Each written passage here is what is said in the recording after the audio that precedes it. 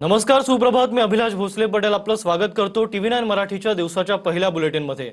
सुरुवातीला एक महत्त्वाची बातमी पाहूयात. जयंत पाटलांनी वर्षा निवासस्थानी मुख्यमंत्री फडणवीसांची भेट घेतली आहे. वर्षा निवासस्थानी प्रफुल्ल पटेल, सुनील तटकरे, जयंत पाटील यांची फडणवीसांसोबत 1 तास बैठक पार पडली. दरम्यान चौघांची बैठक झाल्यानंतरही जयंत पाटील आणि फडणवीसांची बैठक सुरूच होती.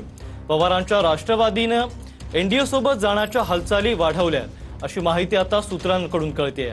त्याच पार्श्वभूमीवर जयंत पाटील आणि फडणवीसांच्या भेटीला महत्त्व प्राप्त झालंय.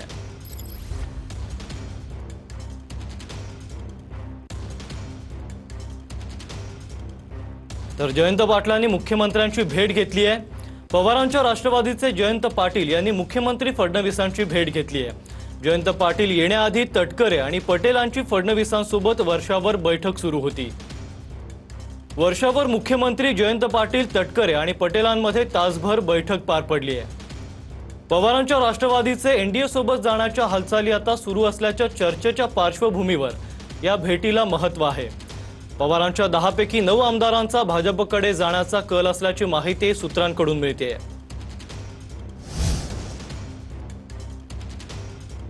तर आपले प्रतिनिधी निखिल चव्हाण आपल्याला याबाबतची अधिक माहिती देतील. पवारांच्या राष्ट्रवादीचे एनडीए सोबत जाण्याच्या हालचाली आता वाढल्या आहेत, काय सांगाल?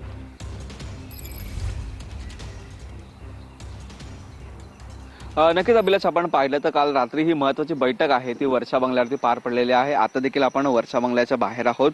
काल रात्री जेव्हा बैठक झाली तेव्हा देखील या ठिकाणी आपण उपस्थित होतो. त्यावेळी सर्वप्रथम आहेत ते प्रफुल्ल पटेल, सुनील तटकरे हे या ठिकाणी उपस्थित होते. त्यानंतर जयंत पाटील या ठिकाणी आलेले होते.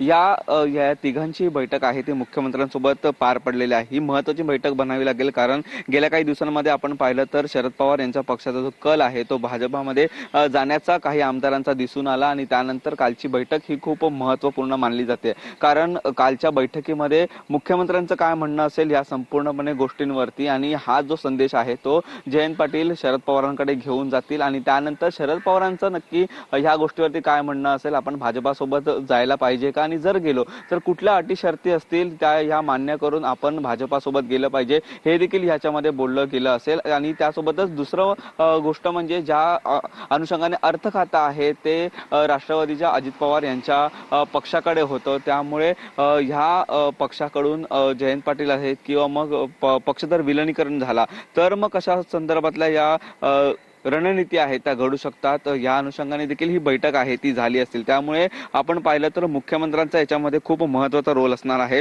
मुख्यमंत्र्यांनी जी काही मागणी आहे ती ठेवली असणार आणि त्यानंतर प्रफुल्ल पटेल, जयंत पाटील, सुनील तटकरे यांनी ह्या बैठकीमध्ये त्यांचं काय म्हणणं असेल ते देखील मांडलं असेल आणि शरद पवार यांच्या पक्षाचं नक्की काय म्हणणं आहे ते जयंत पाटील यांच्याकडून ठेवण्यात आलं असेल. त्यामुळे काल झालेल्या धन्यवाद निखिल, तुम्ही दिलेल्या सविस्तर माहितीबद्दल.